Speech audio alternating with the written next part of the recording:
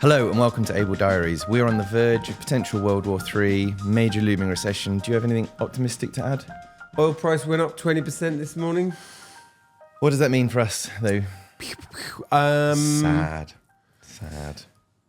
Well, I don't want to be flippant about the quite a serious conflict. Do you think it will have a...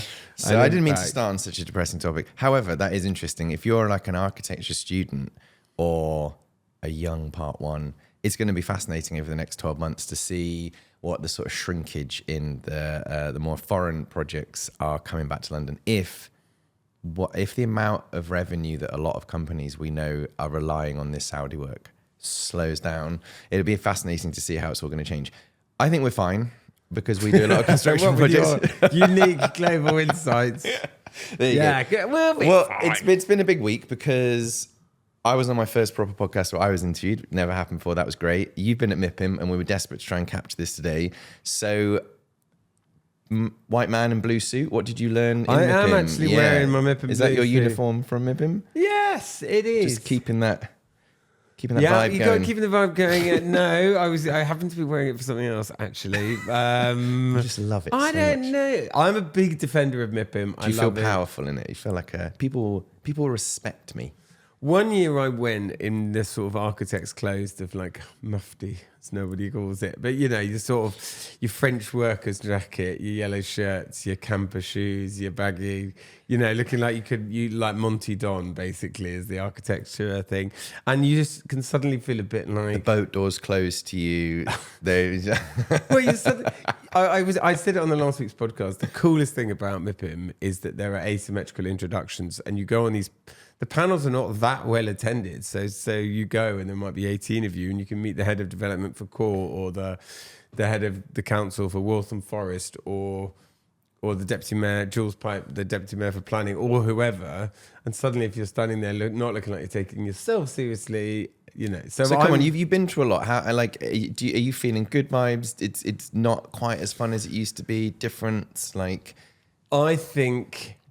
Do you know what it reminds me of? It's a bit like going to Ibiza again and again, in that the more you go to Ibiza, the quicker you can start having fun and the more shortcuts you can take about like, oh, we're going to go to Annabelle's, great for sundowners, and then we're going to go over to Jacob's where we can get a tapas, and we'll catch the last bit of that. We won't get to Pasha until like 1:30 because that would get, and it's the sort of every year your mind map of how to have the best few days.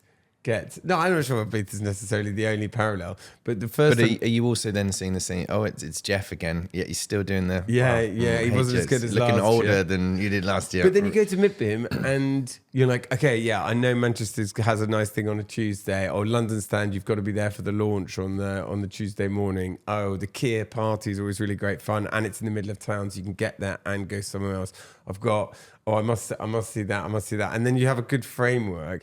And the more you go, the more people you see, perhaps only once a year, which are slow burn relationships where you say, what's been going on in the last year? I don't know. I met a guy called Dan from Curtains and I hadn't seen him since last year. And you've got loads to exchange with. There's been a year's business, a year's gossip, a year's...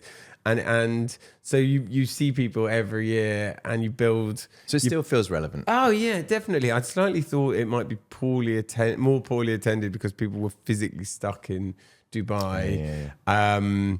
But it didn't really feel like that. Last year was very wet. This year was not that wet. And it's a big optimism fest with...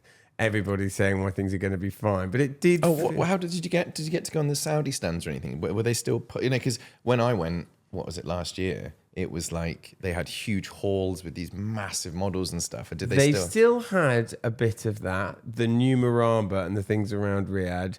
That I didn't go in as much. There wasn't quite the buzz. There was some interesting things. I thought Paris was really vigorous. I thought Manchester was great. I had a really interesting time at the Newcastle stand. I'll talk about my vertical takeaway rather than just Bill's personal. I'll tell you what, let me jump into my first news article, which feeds into yours, which is, according to the B1M, the line has now been completely cancelled in the current state that it is, and it's going to become data centres is according to the B1M. According to them, the line is no more, and it's going to be water-cooled, sea-cooled data centers out in the desert, which I'm not sure if that's what it's going to end up being. But that's, I mean, the line has always been the big, like, oh my God, are they actually going to build that? No, turns out ridiculous. Well, it always looked like a data center in a way. So maybe it's a sort of a natural place for that. But the fact that that's not gone ahead in its current form, and then is Trojana's the ski resort? It's no longer being part of the Olympics. How many of the other big ones are sort of going to taper away? And that's why I was curious. I was curious if it's just Riyadh's an amazing city to invest in. It doesn't need a sort of crazy skyrocket machine. It's just like, do you know, it's a cool city. We're building a hyperloop there. We're going to build this, you know, things that like any city would be really thankful for. It doesn't need to be this once in a billion trillion dollar thing. It's just make a cool city even cooler. Absolutely. And there were loads of things happening around the development of Riyadh that are super cool. And it is a really interesting place. And I hope it continues to thrive and succeed. And don't get you, there is still an enormous amount of work to do to deliver what is already happening there. But the one sort of big takeaway from MIPIM that was a bit strand for me, you know, all the buzzwords, AI and MIPIM, and I know it's like, yawn, and here we go. But thinking about that, the impact of AI on the built environment, that's what I was looking at. And it's this whole chain from almost the top, which is Britain's very good at professional services and banking and accounting and regulation and architecture and advertising and all those kind of things. And the AI service providing bit for that is going to be great for Britain. Like, it's obviously, well, not obviously, but it looks like something we're going to be real world leaders in. And in the short and medium term, all these booming AI startups need office space and need places to grow and need manufacturing. And that is good for London. It's good for office space. It's good for us. It's good for growth. And so that was one story, that how AI is going to kind of have a big positive impact on us. It's like there are going to be loads of businesses which need homes. Then if you go to the other end of the food chain about the built environment and AI, it's like they need data centers. And that's really interesting as well, because where do you put them? I was speaking to someone else who was saying there's this big bun fight for getting sites around Slough because there's a critical undersea cable that comes into Slough that means you can connect to continental Europe really fast. And so that's where... Never thought I'd heard Slough and continental I Europe. know. In the same yes, sentence. John Betjeman had different views on Slough. So that was really interesting. It's about what data centers need. The other thing is power. They need loads of power, not just like in terms of power resilience, so multiple sources of access. But Britain, I think, is one of the most expensive energy countries in the world at the moment. And actually, What is in terms of how much it electricity per costs person? to buy electricity here. Really? So a terrible place to have data centers. So you need data centers because if we're going to have a big AI economy, we need data centers. But if you were going to choose a place to have a data center to serve a global population, it certainly wouldn't be in England. It probably would be in the desert in Saudi. Imagine really affordable solar energy or crude oil or whatever. You know, they have an abundance of energy in Saudi, and it's not a terrible idea to put data centers out there.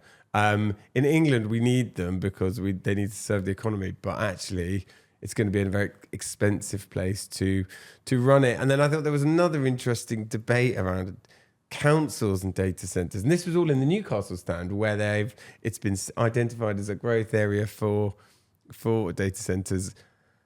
Councils like them in some ways because they pay business rates, but they also don't really create jobs like manufacturing or distribution centers or other types of industrial use. Is the job creation the building of it? And then once it's built, it's just like an enormous vault, basically. I mean, they've got the 5 job IT creation guys. element of it is the impact that AI will have, not on the site. You know, you're going to have But if a town has a data center outside of it, it's not going to feel the benefit of a data center being there. But the UK will. Yeah. Yeah. So that's why I'm like, I get why local communities are like, so you're going to have an enormous nondescript warehouse that 5 people will drive to every day, and it's going to be great for the rest of the country, but not for us. Yeah. I think that's exactly the challenge. What do you like? I guess my second news article is sort of touching on that, and we'll come back to the stuff you learnt at MIPIM. But like, Arup have just been appointed to provide early phase engineering for a massive, what was it called? A small modular nuclear reactor on the Welsh coast, and this is this sort of new micro nuclear reactor, which they're trying to bake into the country's energy infrastructure for data centers and wind farming. But it's sort of the first of its kind, and if it's a success, it's like the sea can naturally cool, and they're much lower risk, and they will provide lots of jobs to local areas. But it's also, no one wants a micro nuclear power plant on the coast. But Well, also I it makes do. Good. Do you good? Well, that's Well, but I mean, it like, makes you perfect. say no one wants that. It's like, Sorry, let me say the local communities who live near the things want it. The rest of the country wants it. But it's a similar thing. It's like we as a country really want small nuclear reactors to power our country and have like energy resilience. why small ones? Because the maximum risk of total failure is so much lower by a factor of 100 compared to a full-size nuclear reactor. And they're so controversial. Like a full-size nuclear reactor, if it goes wrong, could wipe out a part of a country. I know it probably would never happen, but ultimately that's the risk. These small modular ones are so much lower risk. There's still risk, but nothing compared to a full one. And instead of having one, you could have 20 or 30 around the country doing a sort of similar thing, much more resilience. And if they're powering data centers, there's just our island's sort of perfect for natural sea cooling, energy, and like, it's like there's a version of it that's like really exciting. It's like we might have a completely independent country that can like fund its own AI That does power. lead me on to one other thing that came up that's prompted me to say it, this idea of sovereign AI, which What does that mean? as it was described to me, basically sovereign means out of reach of the American judiciary, basically. At the moment, if you're involved with a big American corporation, or if any of your data is stored on one of their data centers, it can be you can be forced to hand it over to the American federal government.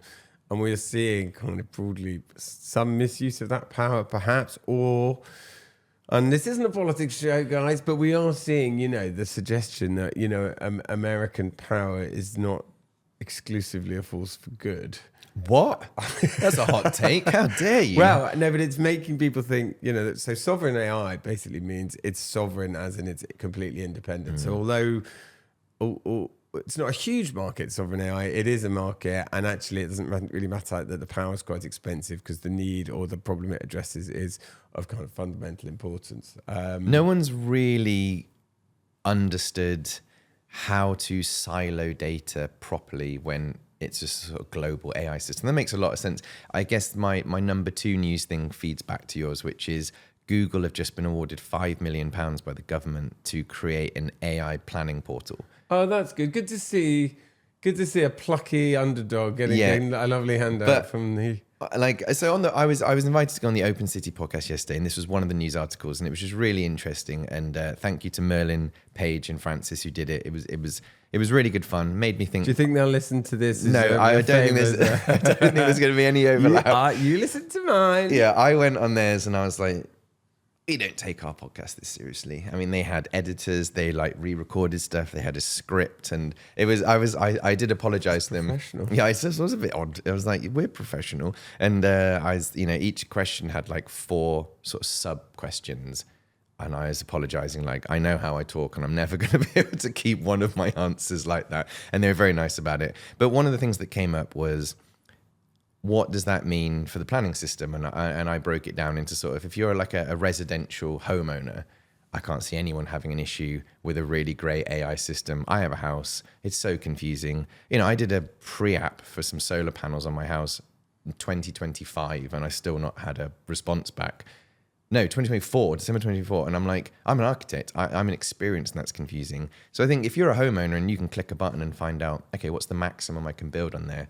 I don't think there's any issue with that. And then the bigger question came up was, well, in London and the sort of projects we work on, planning's about politics, is about a moment in time, and actually like people are really important. And if AI can get rid of the back end stuff, that's a really helpful thing. But then the last part of that question was, how much energy does AI use? You know, like if we're building all of this infrastructure on incredibly energy heavy AI buildings, what does that mean? And it's really difficult to quantify how much energy AI uses. You know, when someone says, oh, if you write a question, it's one whole bottle of water. And you're like, what does that even mean? It's such a... So on that, there's a couple of these, it's a load of old bollocks, mate.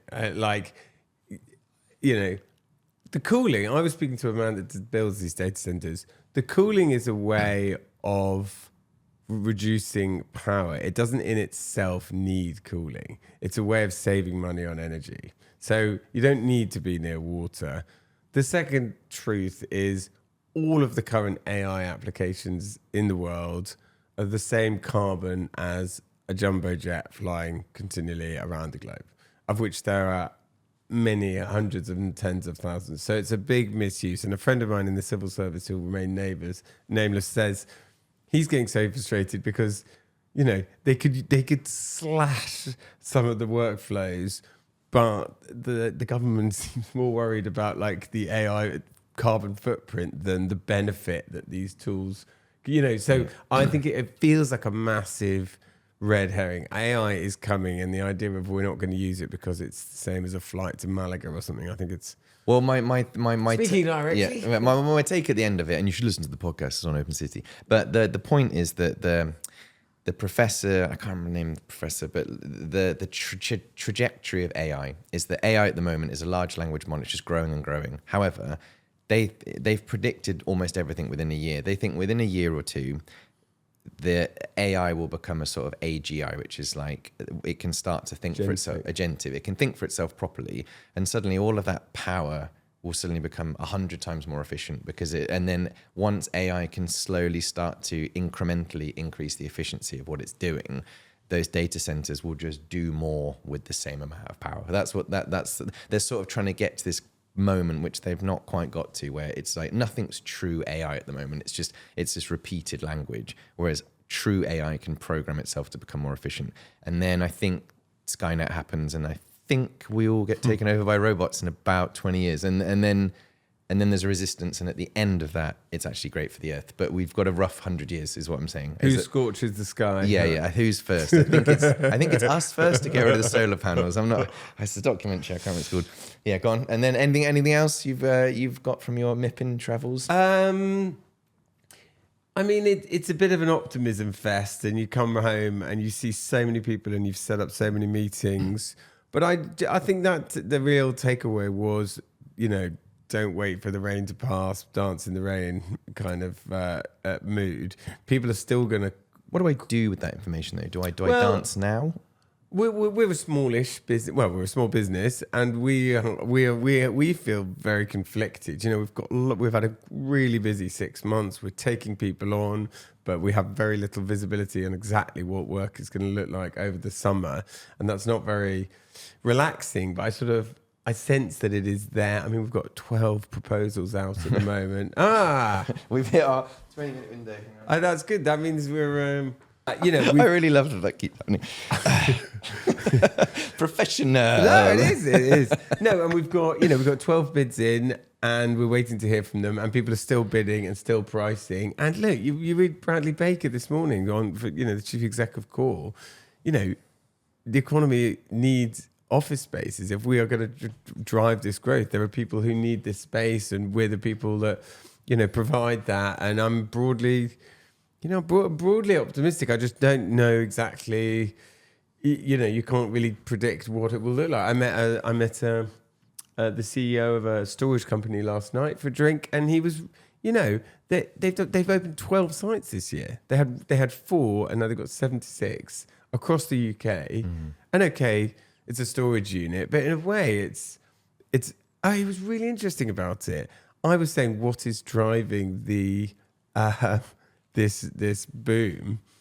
And he says, well, modern homes that we build are too small. There's no storage. No one has a garage or an attic. You're building these things so that, you know, if you've got a set of golf clubs or a surfboard or whatever, you have to keep them off site. Higher rates of divorce, so that people are like throwing people out their homes, so they have to do it. More people having sort of obscure hobbies like kayaking or whatever, unicycling or whatever. It's a really mad think so. It's obviously the big ones: debt, death, divorce are all the drivers of storage. But he, it was a really interesting, unlikely growth story, and obviously we're funny. big on It's storage, so funny, like what we're interested in now versus what we were like 5 years ago. We had a great presentation to a really good developer. And it was clear to me that we were basically offering, like, we can fit and work with you in whichever sector you want. We can do tall buildings, we can do residential, we can do fit out, we can do delivery, we can do cool design, we can do storage, do data centers. We're just anything. Like, we just want to plug in. Whereas, 5 years ago, we're like, what does the color yellow say about our brand, though? Yeah. Well, maybe. I've got I didn't get a chance to say it last week, but I went to Euston. I went to see their HS2 site, and I got a show around, and I didn't realize how little I knew about HS2. So I was like, if you don't know, HS1, the Eurotunnel. Never put that together. I don't know why. I didn't say that in front of them, but they were like, I was like, of course, that makes so much sense. And what they're building is... HS is high speed. Yes, and Did you know high is the opposite of low, and speed is good. And they were showing us around, and basically what they're doing at the Euston is they're getting the civil works going. They've basically got everything to come just before they can get... from Birmingham to just outside London. This is now the most expensive, most complicated part they're going to build. And it's it's a half a kilometre long platform they're going to make at Euston. The train is 400 metres long, and the train can travel at 200 miles an hour. And I also didn't realise, and this is for any of you, sorry if you know everything about HS2, that it's a capacity issue, not a speed issue. I was like, what's the difference in getting there in 37 minutes versus 45 minutes or whatever? And I didn't realise that the Birmingham to London, that train route is the busiest sort of transport hub for freight in Europe, and they've hit capacity now, so they can't put any more commuter trains on. So what HS2 does is it allows them to sort of run permanent fast commuter trains, and then it frees up that for freight. However, the thing that was interesting is I got taken around the burial site. So they have one of the oldest burial sites in Europe, and it's very old grave. Church where all of the burials were from I think 1790 to 1860. It's not a big site. It's like the size of a football pitch, and they found there's 40,000 recorded burials there, and they found 18,000 bodies in the size of a football pitch. And it's become, I think they've been digging since 2017 because the Labour... Stop digging. Eventually you'll find a mask and you'll put it on. And they found they started in 2017, and they're only just going to finish this summer, and they've been digging, and so I got taken around by a contractor who knew an awful lot about bodies, and then turns out he's a funeral director, and his sole job is to be an expert at how to respectfully sort of exhume, if that's the right word, these bodies. And they use diggers, and they have a person in front of the digger, and that he's a specialist, and they dig 50 mil, and if it's all soil, they dig again 50 mil, and if it's all soil, and then suddenly they see a change in colour, the digger has to stop, they move away, and a team come in with hand trowels, they find it. If it's a body, they put a covering over it. Then if it's not in a coffin, or the coffin's rotted, they clean it, they take it away to be studied, analysed, they try and work out who it was. If they know who it was, they'll tell the families, and if their family wants it buried somewhere else, then they'll bury it somewhere else. But if not, there's an extra place they bury it just outside London. But if it's a proper coffin, there's some copper coffins with extra coffins inside. They could just not even open them. They're going to lift them up and move them. And they're so respectful. They've dug 9 meters down, and they're still finding bodies. So it's the biggest historical archaeological find ever, because they can now take blood samples, but they can sample the bodies for CO2 values, what the bone Hang on, marrow. you're crossing the respect threshold there. Well, no, if it's a bone or whatever, they can carbon date, but they can find out how much CO2 is in the air, how smoggy London was, how polluted, what their fitness was. It does explain why the costs have snowballed. It's insane. So it was how fascinating. It was really interesting. And then what was crazy though is because this is quite morbid, because it's under clay, it's basically airtight. So some of the bodies are still clothes, flesh, just looks so they're just finding, they found old medallions, they found famous generals, they found people buried there. So we got taken around by one of the historians, and she was like, this is the greatest find I'll ever experience in my life. And it was fascinating how respectful they were of the whole thing. And what was terrible was like you're not allowed mobile phones in there. They have this big thing about respect, dignity, and I can't remember what the third one was. They take it but they take it super seriously. And like obviously you can't take phones, no photos or anything. But my son fainted at school, and like the hospital, they had to get taken to A&E. And they couldn't get hold of Beck, so they kept trying to ring me. And I'm with the CEO or whatever, and I'm like, sorry, I've just got it. He's like, no, you got to run out. So I have to run out of this thing. Sorry, Mum should be picking up the phone. I'll try and ring her, run back in. And everyone, I'm trying to like be all professional. I'm like, so how's your son? Is he all right? I'm like, yeah, no, he's fine. He's fine. Yeah, anyway. That's fascinating. Quick question. Where is HS2 going to run from and to again?